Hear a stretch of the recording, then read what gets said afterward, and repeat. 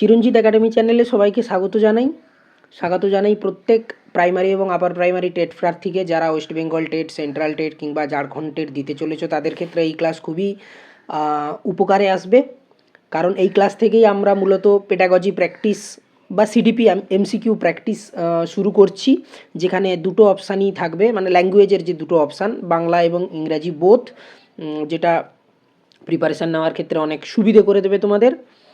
তো আজকে আমরা সিডিপির কিছু এমসিকিউ নিয়ে আলোচনা করব, এবং সেই সঙ্গে সঙ্গে কোন অপশানটা ঠিক হচ্ছে, সেটা কেন হচ্ছে, সেটাও আমরা আলোচনা করে দেবো। যদি এই ক্লাস ভালো লেগে থাকে অবশ্যই চ্যানেলটিকে সাবস্ক্রাইব করো, এবং সেই সঙ্গে সঙ্গে পাশের বেল আইকনটি প্রেস করো পরের এমসিকিউ পেডাগজি প্র্যাকটিসের ক্লাসের নোটিফিকেশান পেতে। চলো তাহলে আমরা ক্লাসে চলে যাই। আচ্ছা, এবার থেকে আমি চেষ্টা করেছি যে বাংলা ইংরাজি দুটোই থাকবে, যেটা মানে তোমাদের ক্ষেত্রেও সুবিধা হবে। আচ্ছা, প্রথম প্রশ্ন, একজন কার্যকর শিক্ষক হওয়ার জন্য গুরুত্বপূর্ণ বই থেকে উত্তর লেখার উপর জোর দেওয়া, দলগত কার্যকলাপের পরিবর্তে ব্যক্তিগত শিক্ষার উপর মনোযোগ দেওয়া, শিক্ষার্থীদের প্রশ্নের কারণে সৃষ্ট বিঘ্ন এড়ানো, প্রতিটি শিশুর সাথে যোগাযোগ রাখা। ইংলিশটা দেওয়া আছে, to be an effective teacher it is important to emphasise dictating answers from book. হ্যাঁ বলো।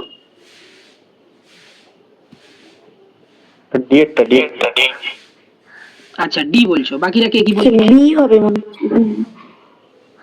বি। স্যার আমরা স্ক্রিনটা ঠিকঠাক দেখতে পাচ্ছি না, একবার করে আসছে চলে যাচ্ছে। তাহলে তুমি একবার লেফট করে আরেকবার। প্রথমে যা দেখতে পেয়েছি সেটা বি হবে। বি হবে মনে হচ্ছে স্যার, ওই যে আবার এলো। স্যার এটা সবারই হচ্ছে, এটা আপনার সমস্যা হচ্ছে, মধ্যখানে ব্ল্যাঙ্ক হয়ে গেল পুরো। তাহলে সম্ভবত নেটওয়ার্কের কারণেই। আমাদের তো ঠিকই আছে। না, এটা নেটওয়ার্কের কারণে হবে, কারণ আমি বাড়িতে আছি তো, নেটওয়ার্কের কারণে। ঠিক আছে স্যার, কন্টিনিউ করুন। একটু অসুবিধা হলেও যেগুলো ডিকটেট করছেন ওগুলো শুনে যদি অসুবিধা হয়। তাহলে কেউ বলছো বি, কেউ বলছো ডি। আমি অপশানে চলে আসছি, এটা হবে অপশান ডি। দলগত কার্যকলাপের পরিবর্তে ব্যক্তিগত শিক্ষার উপর মনোযোগ দেওয়া। কেন? কিছু কিছু ক্ষেত্রে তো দলগত কার্যকলাপ খুবই জরুরি, দলগত কার্যকলাপের উপরও জোর দিতে হবে, না হলে তাদের কোলাবোরেশন, কোঅপারেশন, তাদের সহযোগী মনোভাব, এগুলোর তো কি বলবো, এগুলোর গুরুত্ব বোঝা যাবে না। তাহলে একজন কার্যকর শিক্ষক অবশ্যই তিনি হবেন যিনি প্রতিটি শিশুর সঙ্গে সঠিকভাবে যোগাযোগ রাখতে পারবেন। ঠিক আছে, দলগত কার্যকলাপের পরিবর্তে বলে দিয়েছে না, এটা যদি বলতো দলগত কার্যকলাপের সঙ্গে সঙ্গে ব্যক্তিগত শিক্ষা, তখন কিন্তু অবশ্যই আলাদাভাবে অপশান থাকতো, তখন তাহলে A B, B C, B D এইভাবে থাকতো, তাহলে তখন বি অপশানটা আমরা চুজ করতাম। ক্লিয়ার? রেসপন্স করবে, দিলে আমি নেক্সট এগোবো। ঠিক। শিশুদের শিক্ষণের সুবিধার্থে শিক্ষকদের একটি ভালো শ্রেণীকক্ষ পরিবেশ তৈরি করতে হবে। এমন একটি শিক্ষা পরিবেশ তৈরি করতে প্রদত্ত বিবৃতিগুলির মধ্যে কোনটি সত্য নয়? শিশুদের প্রচেষ্টার অনুমোদন, শিক্ষকদের সাথে সম্মতি, শিশুদের বক্তব্যের গ্রহণযোগ্যতা, শিক্ষকের ইতিবাচক দৃষ্টিভঙ্গি। তোমরা অবশ্যই বাংলার সঙ্গে সঙ্গে ইংরাজিটা দেখবে, কারণ কি, কিছু আছে বাংলা থেকে ইংলিশ করা, কিছু আছে ইংলিশ থেকে বাংলা করা। ঠিক আছে, ওই জন্য বাংলার অপশানগুলোও দেখবে। বলা হচ্ছে approbation of children's effort, agreeing with teachers, acceptance of children's statement, positive attitude of the teacher. বলো কোনটি সত্য নয়, ইজ নট ট্রু? বি হবে মনে হচ্ছে। বলে দাও, চট জলদি বলে দাও। Agreeing with teacher. সি লাগছে। বি, সি, আর কেউ কিছু?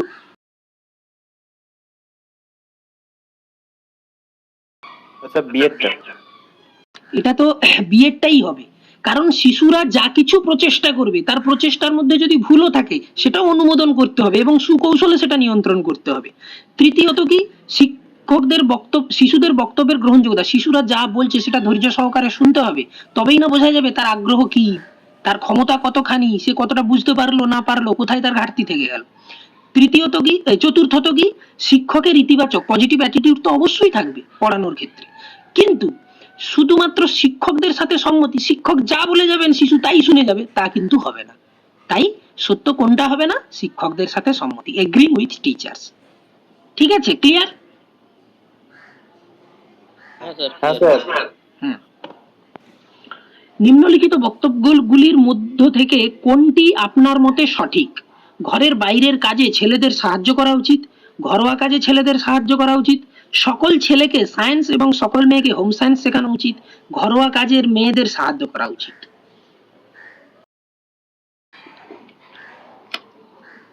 স্যার এটা সি এরটা মনে হয়। এটা বি। আমার স্যার সি। এটা কিন্তু প্রশ্নটা কিন্তু বি হবে মনে হচ্ছে। হ্যাঁ বি হবে ডি। বি হবে মনে হচ্ছে। বি সি এটা স্যার স্টিরিওটাইপ হচ্ছে। শোনো, এটা কিন্তু জেন্ডার থেকে প্রশ্ন দিয়েছে, ঠিক আছে? হ্যাঁ স্টিরিওটাইপ স্যার, হয়ে যাচ্ছে। বিটা কি হতে পারে? বি বি বিটাই আচ্ছা সবাই সবাই বললে এবারে আমি অ্যান্সারটাতে চলে যাই, দিলে ব্যাখ্যা করতে সুবিধা হবে। দেখো অপশন হবে বি। কেন হবে না? ঘরের বাইরের কাজে তো ছেলেরাই জেনারেলি সাহায্য করে, তাহলে এটা স্বাভাবিক বিষয়। আচ্ছা, সকল ছেলেকে সায়েন্স এবং সকল মেয়েকে হোম সায়েন্স শেখানো উচিত, এটা রিজিড বিষয়। ঘরোয়া কাজে মেয়েদের সাহায্য করা উচিত, এটাও রিজিড বিষয়। তাহলে কোন জায়গাটা তাহলে রিজিড ছেড়ে আমরা একটু ব্যতিক্রমে চলে যাচ্ছি? না, ঘরোয়া কাজে ছেলেদের সাহায্য করা উচিত। তাহলে আমরা এখানে মেয়ে মাত্রই ঘরোয়া কাজ করবে, বাইরে ছেলে মাত্রই বাইরের কাজ করবে তা নয়, আমরা একটু ব্যতিক্রমে এগিয়ে যাব, তবেই না আমরা জেন্ডার ইকুয়ালিটিতে চলে আসতে পারবো না? তাই ঘরোয়া কাজে যদি ছেলেরা সাহায্য করে তাহলে কি হবে? এখানে জেন্ডার ইকুয়ালিটির প্রশ্ন চলে আসবে। বুঝতে পারলে? লিঙ্গগত সাম্য। তাহলে এ সি আর ডি এগুলো কিন্তু পুরো রিজিড বিষয়, কিন্তু বিটা তার থেকে একটু ব্যতিক্রমী। কারণ কি না, এখানে আমরা চাইছি যে জেন্ডারের যে ভূমিকা আছে সমাজে, সে ভূমিকা থেকে সরে গিয়ে যেন অন্য জেন্ডারের ভূমিকাতে সে ভূমিকা পালন করতে পারে, তবেই না সাম্য। ক্লিয়ার? তাহলে নেক্সট যাই। হ্যাঁ স্যার। একটি শিশুর নোটবুকে লেখার ত্রুটি দেখা যায়, অর্থাৎ শিশু লিখতে মানে ভুলভাল লিখেছে আর কি। যেমন উল্টো চিত্র করেছে, মিরার ইমেজিং হয়েছে, ঠিক আছে? তাহলে এখানে কি ধরনের বিষয় কাজ করছে? Learning disadvantage, learning disability, learning difficulty, learning problem. এটা কিন্তু ভেবে উত্তর দেবে।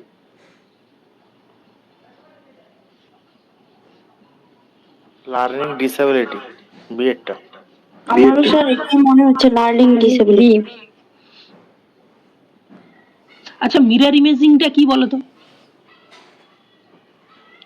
বি কে ডি লেখা, পি কে কিউ লেখা। হ্যাঁ, একেবারে ঠিক, ঠিক বলেছো, মানে উল্টো লিখে। ডিসলেক্সিয়া টাইপের যেটা। ভেরি গুড, একেবারে ভেরি গুড। তাহলে এটা লার্নিং ডিসেবিলিটি হবে। ভেরি গুড, ঠিক আছে, নেক্সট যাচ্ছি। শিক্ষার্থীদের জ্ঞান গঠনে সাহায্য করার জন্য শিক্ষকদের মনোযোগ দিতে হবে। শিক্ষার্থী যেন সবকিছু মুখস্থ করে তা নিশ্চিত করা, শিক্ষার্থীর প্রাপ্ত নম্বর অর্জন করা, শিক্ষার্থীকে সক্রিয় অংশগ্রহণের জন্য জড়িত করা, শিক্ষার্থীর দ্বারা ধারণা শেখার দক্ষতা অর্জন করা। Making sure the learner memorises everything, scores marks obtained by the learner, involving the learner for active participation, mastering learning of concepts by the learner. গয়েরটা। Involving the learner for active participation. আচ্ছা, C বলছো। আচ্ছা, deo বললে। আচ্ছা, তারপর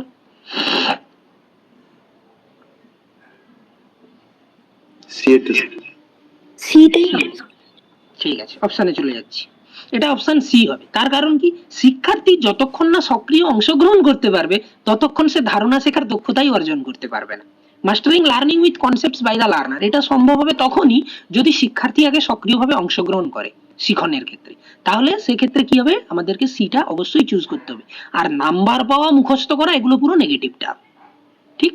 confusion হলে গ আর ঘয়ের মধ্যে হবে বা সি আর ডি এর মধ্যে হবে। তাহলে সিটা আগে আসবে, তারপরে এটা পরে আসবে। তাহলে সেক্ষেত্রে কি হবে? মোস্ট অ্যাপ্রোপ্রিয়েট আমাদের সি। ক্লিয়ার? কেন ডি হবে না?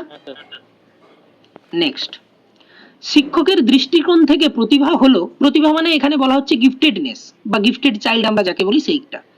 এখানে এটা দেখবে, ইংলিশ অপশনটাই দেখো।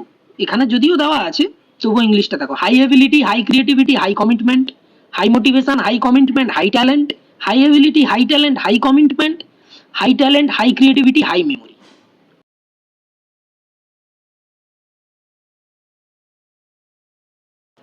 মানে একজন প্রতিভাবান শিশুর এই যে মাত্রা মেজারমেন্ট গুলো দেওয়া আছে, এই ক্রাইটেরিয়া গুলো কোনগুলোর সংমিশ্রণ হচ্ছে গিফটেডনেস, এটাই বলতে চাওয়া হচ্ছে। ডি ডি ডি বলো বাকিটা বলো। ডিটাই।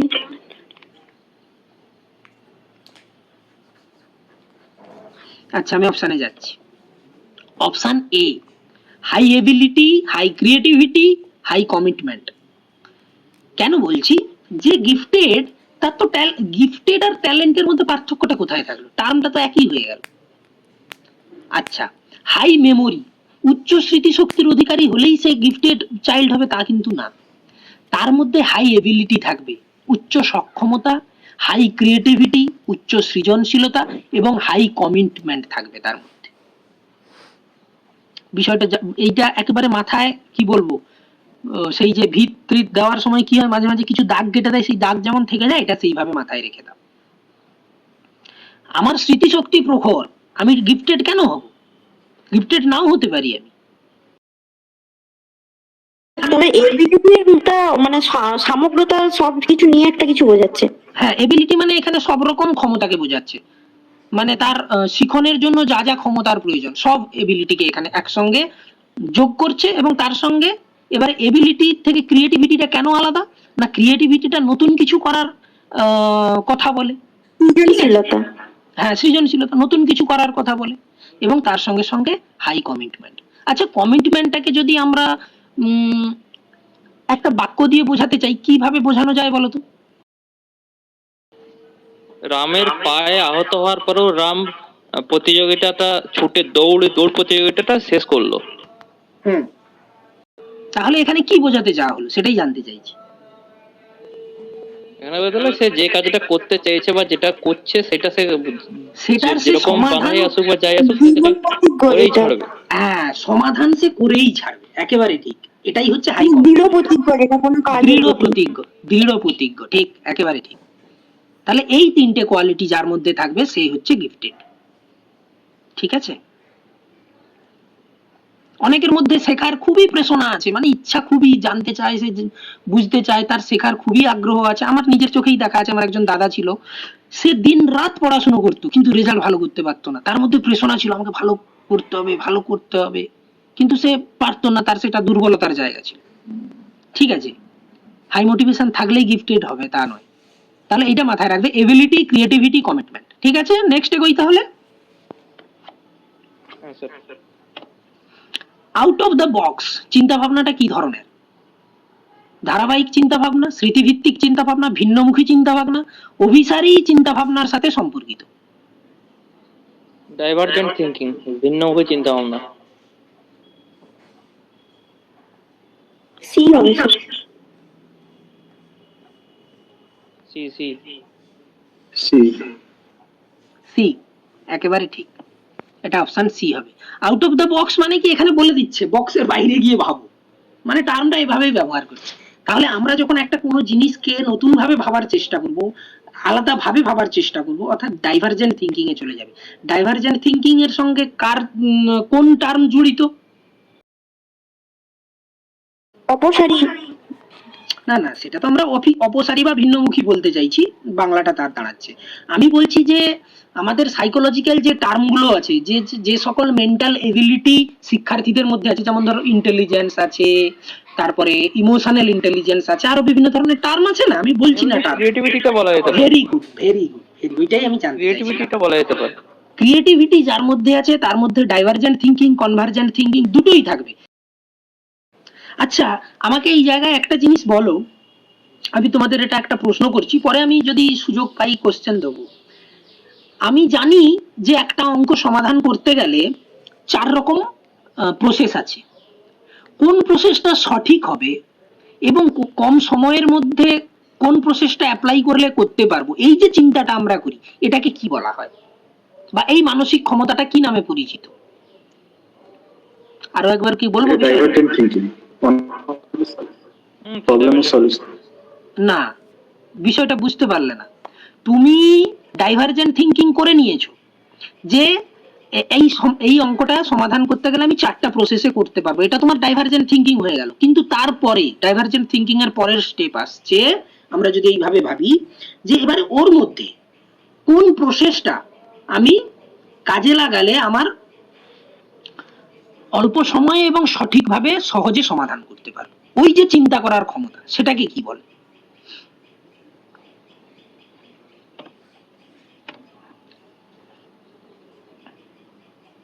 তখন কনভার্জেন্ট হচ্ছে। না। আচ্ছা, এইখানে আমি তোমাদের একটু বলে রাখি, এটা একটা নতুন ধারণা দিই। মেটাকগনিশন বলে একটা টার্ম শুনেছো তোমরা, আশা করি। মেটাকগনিশন, হ্যাঁ স্যার, হ্যাঁ হ্যাঁ। এই মেটাকগনিশন, এটা হচ্ছে মেটাকগনিশন। অর্থাৎ একজন শিক্ষার্থী যদি ভাবে যে তার চিন্তাটা কতটা সঠিক হচ্ছে, কতটা ফলপ্রসূ হচ্ছে, একটা চিন্তা করে নিল যে এইভাবে করতে হবে, এটা হচ্ছে কগনিশন।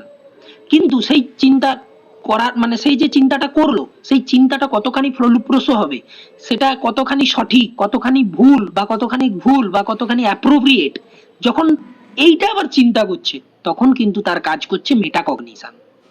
অর্থাৎ 4টা প্রসেস অ্যাপ্লাই করলে অঙ্কটা সলভ হবে, এটা তার কগনিশন।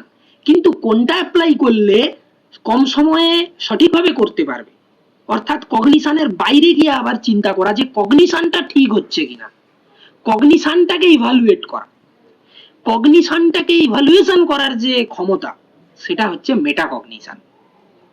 বিষয়টা কি বোঝাতে পারলাম না বোঝাতে পারলাম না? একটু নিজেরা চিন্তা করে বলো যে না বিষয়টা বুঝতে পেরেছি, আর যদি না হয় আমি আবারও বলছি।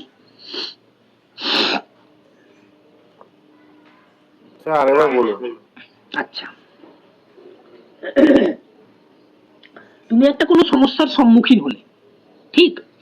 এবারে তুমি সমস্যাটা যখনই চোখে এলো, তখন তুমি তোমার পূর্ব অভিজ্ঞতার ভিত্তিতে তুমি একটা সিদ্ধান্তে চলে এলে যে সমস্যাটাকে এইভাবে সমাধান করা যাবে। ব্যাস, এই পর্যন্ত একটা স্টেপ হয়ে গেল, এটাকে বলা হচ্ছে কগনিশন। তোমার এটা তোমার জ্ঞান, ঠিক আছে? এবারে তুমি ওই সমস্যাটার সমাধান যে প্রসেসগুলোর কথা ভাবলে, এবারে তুমি ভাবতে শুরু করলে, তারপরে স্টেপ ভাবতে শুরু করলে যে কোন প্রসেসটা অ্যাপ্লাই করলে আমি সহজে সমস্যাটা সমাধান করতে পারবো এবং সেটার দ্বারা সকলে উপকৃত হবে। যখন তুমি সেই বিষয়টা নিয়ে চিন্তা করছো, তখন সেটা হচ্ছে মেটাকগনিশন, অর্থাৎ কগনিশনের পরের স্টেপ। কি প্রসেস অ্যাপ্লাই করলে হবে সেটা কগনিশন, জানি কোন প্রসেসগুলো, সেই প্রসেসগুলোর মধ্যে কোনটা করলে আরো অ্যাপ্রোপ্রিয়েট হবে, আরো সহজ হবে, সেটা হচ্ছে মেটাকগনিশনের জায়গা। এবারে কি বোঝালো গেছে না আবার একবার বলতে হবে? না স্যার, ঠিক আছে। বাকিরা? হ্যাঁ স্যার, বুঝেছি। আমি আমার জ্ঞানটাকে যে কাজে লাগাবো, সেই জ্ঞানটা কতখানি সঠিকভাবে কাজে লাগবে কি লাগবে না, সেটা যে বিচার করার ক্ষমতা, সেটাও কিন্তু আমি ভেবে নিই, সেটাই হচ্ছে আমার মেটাকগনিশন। তাহলে আমরা কিন্তু বলবো প্রত্যেকের মধ্যেই কিন্তু মেটাকগনিশন আছে। বুঝতে পারলে? তাহলে নেক্সট এগোই। শিখন অভিজ্ঞতা এমনভাবে পরিকল্পনা করা উচিত যাতে শিখন অর্থপূর্ণ হয়। প্রত্যেকেই জানি প্রদত্ত শিখন অভিজ্ঞতাগুলির মধ্যে কোনটি শিশুদের জন্য অর্থপূর্ণ শেখার সুবিধা দেয় না বা অর্থপূর্ণ শিখনের সুবিধা দেয় না। কেবল বিষয়বস্তু স্মরণ করার উপর ভিত্তি করে পুনরাবৃত্তি, বিষয়বস্তুর উপর প্রশ্ন প্রণয়ন, বিষয়ের উপর আলোচনা এবং বিতর্ক, বিষয়ের উপর উপস্থাপনা। Repetition based on mere recall of content, formulating question on content, discussion and debate on the topic, presentation on the topic.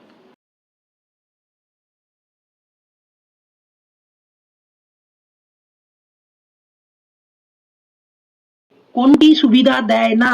Repetition based, sir এরটা বলছেন। এ ভেরি গুড, কারণ বাকি সবগুলো কিন্তু উপযুক্ত ভাবে মানে শিখন অর্থপূর্ণ করবে। উপর প্রশ্ন প্রণয়ন করা, আলোচনা করা, বিতর্ক করা বা কোনো কিছু প্রেজেন্টেশন দেওয়া, এগুলো কিন্তু সবকটাই অর্থপূর্ণ শিখনের জন্য। শুধুমাত্র স্মরণ করা অর্থাৎ রিকল যেখানে থাকবে সেটা প্রথমে নেগেটিভ, ঠিক আছে? নেক্সট, নিচের কোনটি শৈশবের প্রথম দিকে একটি দলে গ্রহণযোগ্য ভূমিকা এবং আচরণ সম্পর্কে তথ্য প্রদান করে? নিচের কোনটি শৈশবের প্রথম দিকে মানে ধরো শৈশবকালে একটি দলে গ্রহণযোগ্য ভূমিকা এবং আচরণ সম্পর্কে তথ্য প্রদান করে? কি না ভাই বোন এবং শিক্ষক, শিক্ষক এবং সহকর্মী, সহকর্মী এবং পিতামাতা, পিতামাতা এবং ভাই বোন। মানে কোন কোন এখানে ফ্যাক্টর ভূমিকাটা বেশি পালন করছে সেইটা বলতে হবে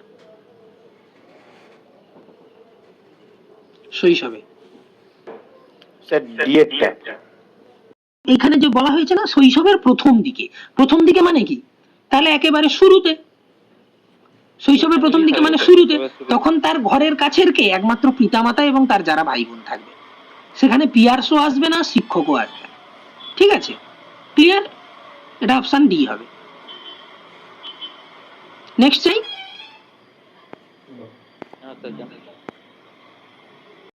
শিক্ষার্থীদেরকে পরিষ্কার পরিচ্ছন্নতা সম্প্রদায়ের সদস্য করে তোলা। শিক্ষার্থীদেরকে পরিষ্কার পরিচ্ছন্নতা সম্প্রদায়ের সদস্য করে তোলা মানে এটা একটা কর্মসূচির কথা বলা আছে, যাতে তারা একই উদ্দেশ্যে অনুপ্রাণিত হয়। তা কোন বিষয়টা প্রতিফলিত করে? প্রেষণার সামাজিক সাংস্কৃতিক ধারণা, প্রেষণার প্রতি আচরণগত এটাই হবে দৃষ্টিভঙ্গি, স্যার। প্রেষণার প্রতি মানবিক দৃষ্টিভঙ্গি, প্রেষণার প্রতি জ্ঞানীয় দৃষ্টিভঙ্গি।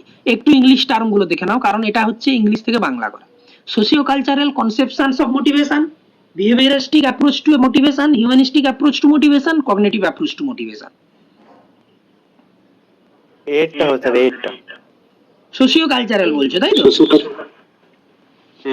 হ্যাঁ স্যার। একেবারে ঠিক। নেক্সটে কি যাই তাহলে? আরফ বলেন যে ভাষার বিকাশ একজন ব্যক্তির সহজাত প্রবণতা দ্বারা প্রভাবিত হয়। অন্যদিকে সোনালী মনে করেন যে এটি পরিবেশের কারণে হয়। আরব এবং সোনালীর মধ্যে এই আলোচনাটি কথাগুলো কেটে যাচ্ছে আর শুনে কিছু হচ্ছে। স্যার দেখতে তো পাচ্ছি না, তারপর কথাগুলো কেটে যাচ্ছে, শুনতেও পাচ্ছি না। দাঁড়াও হচ্ছে না তাই জন্য। দাঁড়াও 1 মিনিট দাঁড়াও। স্ক্রিন কি দেখা যাচ্ছে এবার? হ্যাঁ স্যার, হ্যাঁ হ্যাঁ। এবারে দেখা যাচ্ছে স্যার। স্যার, এই কোশ্চেনটা তো আগে মনে হয় একবার বলেছিলেন, এটা মানে ডি এর উত্তরটা হবে। না, প্রকৃতি এবং এটা লালন কোনোদিন বলিনি। ন্যাচারাল নাল। হ্যাঁ না, এটা কোনোদিন আলোচনা হয়নি। তাহলে কোথাও না কোথাও দেখেছিলাম, এটা ডিবেটটা হবে sir, nature and nurture debate. বাকিরা কি বলছো? হ্যাঁ স্যার ডিএডটা মনে হচ্ছে। অপশন ডি একেবারে ঠিক। নেক্সট দেখা যাচ্ছে। হ্যাঁ এবারে দেখা যাচ্ছে। শিক্ষিকা লক্ষ্য করলেন যে পুষ্পা নিজে নিজে কোনো সমস্যার সমাধান করতে পারে না, তবে সে প্রাপ্তবয়স্ক বা সহকর্মীদের নির্দেশনার উপস্থিতিতে তা করে। এই নির্দেশনাকে কি বলা হয়? Literalisation, pre operational thinking, zone of proximal development, scaffolding. Scaffolding. Very good, very good, scaffolding. Next, একজন শিক্ষক কমিটির প্রধান হিসেবে একজনকে চেয়ারপারসন না বলে চেয়ারম্যান হিসেবে চিহ্নিত করলেন। এটি কি ইঙ্গিত দেয়? তিনি আরো গ্রহণযোগ্য শব্দ ব্যবহার করলেন, ভাষার উপর ভালো দখল আছে তার, লিঙ্গ মুক্ত ভাষা ব্যবহার করেছেন, লিঙ্গ পক্ষপাত আছে। ঘ আর ডিএডটা। আছে আর কি, এটাই বলতে হবে আর কি। কেন বলতে হবে? আমি ব্যাখ্যা শুনবো। কারণ এটা যদি ম্যান হিসাবে indicate ব্যবহার করে করতে দিচ্ছি। এটা বললে তো হবে নি। স্যার চেয়ারপারসন মেল ফিমেল উভয়কেই বোঝাচ্ছে, কিন্তু উনি চেয়ারম্যান যেহেতু বলছেন, ম্যান ওমেনের ফ্যাক্টর চলে আসছে। সেই ব্যাটসম্যানের মতো আর কি। না, যদি চেয়ারম্যান মহিলাও হন তখন তো ওনাকে চেয়ারম্যানই বলা হয়, কিন্তু যখন আমরা শব্দগত দিক থেকে বিচার করে দেখব তখন চলে আসছে জেন্ডার বায়াস। একেবারে ঠিক ওটাই বলেছেন। স্যার, যখন যেমন লাগে এটা ম্যান মেড। হ্যাঁ, ম্যান মেড বলতে তার শুধু পুরুষ তৈরি করেছে এমন না। হ্যাঁ, ম্যান মেড একেবারে। বলতে ওটা হিউম্যান মেড সবাই বলা জানে। উচিত, কিন্তু ম্যান হ্যাঁ। মেডই বলা হয় সেইটা। হ্যাঁ, হিউম্যান মেড বললে ঠিক হয় ওটা। তো সেই দিক থেকে জেন্ডার বায়াস বলতে হবে, কারণ এখন পরিবেশটা খুব তিক্ত, এখন জেন্ডার বায়াসই বলতে হবে ওটাকে। আচ্ছা, এখন নেক্সট আর যাচ্ছি। ওইসব বলা যাবে না। আচ্ছা, নেক্সট আসছে কিনা দেখো। চলে এসছে।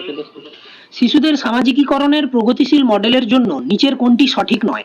গ্রুপের কাজে সক্রিয় অংশগ্রহণ এবং সামাজিক দক্ষতা শেখা, শিশুরা তাদের সামাজিক পটভূমি নির্বিশেষে স্কুলের দ্বারা যা দেওয়া হয় তা গ্রহণ করে, শ্রেণীকক্ষে গণতন্ত্রের জন্য একটি জায়গা থাকা উচিত। সামাজিকীকরণ হলো সমাজকে গ্রহণ। অ্যাক্টিভ পার্টিসিপেশন মানে গ্রুপের কাজে সক্রিয় অংশগ্রহণ এবং সামাজিক দক্ষতা শেখা, এই একটা বলছি স্যার।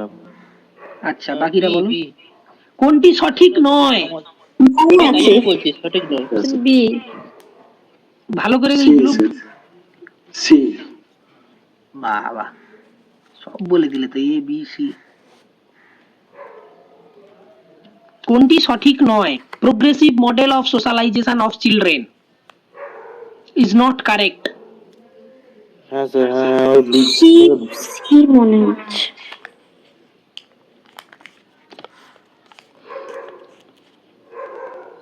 দাঁড়ান দাঁড়ান 1 মিনিট স্যার, একটু দাঁড়ান, ভেবে চিন্তে দেখি কি কেসটা।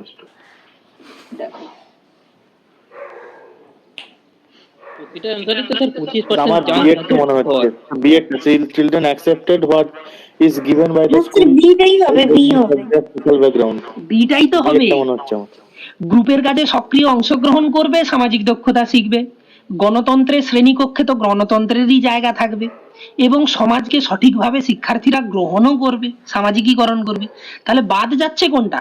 যে সমাজের পটভূমি কি আছে দেখবে না, স্কুল কি করবে, যা দিয়ে দেবে শিক্ষার্থী তাই গ্রহণ করবে।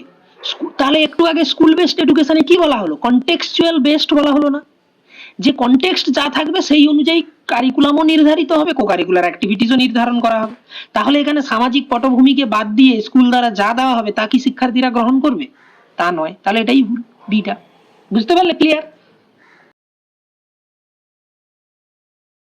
হ্যাঁ স্যার। এটা অপশন হবে বি। নেক্সট, শিখনের ক্ষেত্রে মূল্যায়ন অপরিহার্য। কি জন্য? গ্রেডস এবং মার্কসের জন্য, স্ক্রিনিং পরীক্ষার জন্য, প্রেষণার জন্য, পৃথকীকরণ এবং র্যাঙ্কিং এর উদ্দেশ্যকে উৎসাহিত করার জন্য। Assessment is essential for learning, for grades and marks, for screening test, for motivation, for encouraging the purpose of differentiation and ranking. B.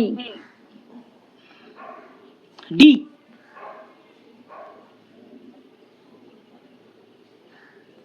ক্ষেত্রে সি মনে হচ্ছে স্যার, শিখনের ক্ষেত্রে মানে এসেনশিয়াল ফর লার্নিং, পেশোরা মোটিভেশন মনে হচ্ছে।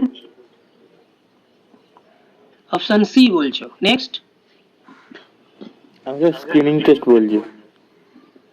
দ্যাট স্ক্রিনিং টেস্টে যাচ্ছে।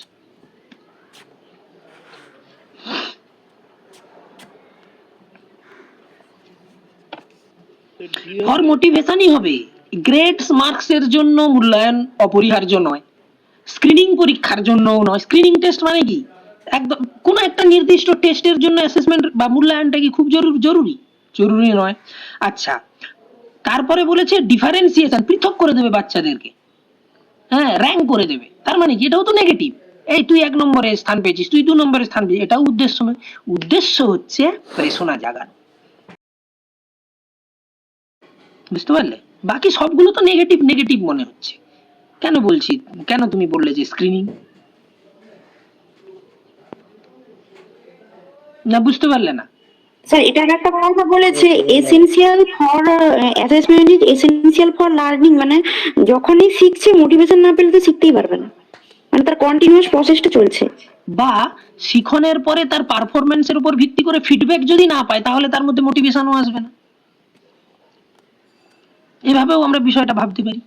ওই জন্য গ্রেডস, মার্ক, স্ক্রিনিং টেস্ট বা র্যাঙ্কিং, ডিফারেন্সিয়েট করা, এগুলো সবই নেগেটিভ পয়েন্ট। একমাত্র এখানে একটা পজিটিভ টার্ম আছে, মোটিভেশন। বুঝতে পারলে কি বললাম? আমি খাটতো স্যার, হয়তো এটা সামেটিভ ইভালুয়েশনে যদি আসতো তখন এই র্যাঙ্কিং ট্যাঙ্কিং গুলো যেত। সামেটিভ ইভালুয়েশনের কথা বললেও র্যাঙ্কিং যদি অপশনে থাকে আমি বলবো ওটা না করতে। কারণ সামেটিভ ইভালুয়েশন মেন তো মানে মেন জিনিসটা তো মোটিভেশনই বা আমি এনকারেজমেন্ট বলে করছি, এনকারেজিং বলে দুটো বলছিলাম না। মেন তো ফার্স্ট হওয়ার মানে কি, ফার্স্ট হওয়ার জন্য তো সে হচ্ছে না, সে হচ্ছে ফার্স্ট মানে সে সবচেয়ে ভালো করেছে, এটা একটা মোটিভেশন, এটাও একটা মোটিভেশন হিসেবে পড়ে। বাহ্যিক মোটিভেশন, একটা বাহ্যিক প্রেরণা, হ্যাঁ ফার্স্ট হবে না। ফার্স্ট ওই সব দিক থেকেই ফার্স্ট হবেটা হচ্ছে মোটিভেশন। ফার্স্ট হবেটা হচ্ছে এখানে বাহ্যিক প্রেরণা না, না, বাহ্যিক প্রেষণা না দেবব্রত, এটা ভুল হচ্ছে। এটা আভ্যন্তরীণ প্রেষণা, তাকে প্রথম হতে হবে, সেটা তার নিজের ভেতরকার প্রেষণা। আর সে যদি বাইরে প্রাইজ পাওয়ার জন্য প্রথম হওয়ার চেষ্টা করে, তখন প্রাইজটা বাহ্যিক মানে প্রেষণার নির্ধারক হিসেবে কাজ করবে।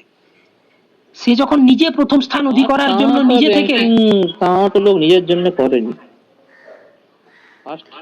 না, ranking ইয়ার জন্য শোনো, র্যাঙ্কিং এর যে কথাটা, কথা আসছে, র্যাঙ্কিং এর কথাটাতে কি বলা আছে ভালো করে দেখো, for encouraging the purpose of, কি কোন পারপাসটাকে এনকারেজ করা, উৎসাহ করা, না পৃথকীকরণ করা শিক্ষার্থীদের মধ্যে বা তাদের র্যাঙ্ক বানানোর জন্য। এখানে এনকারেজমেন্ট দেওয়ার কথা বলা হচ্ছে না। যদি বলা হতো ফর এনকারেজিং দ্য স্টুডেন্টস, এরকম যদি কিছু থাকতো তাহলে হয়তো ভাবার একটা জায়গা থাকতো, কিন্তু এখানে নেগেটিভটাকে এনকারেজ করার কথা বলা হচ্ছে, পৃথকীকরণটাকে ডিফারেন্সিয়েট করে দাও বাচ্চাদের মধ্যে, এটাকে এনকারেজ করো, এটাই বলতে চাওয়া হচ্ছে। তার মানে এটা নেগেটিভ পয়েন্ট হচ্ছে না, বুঝতে পারলে? আচ্ছা,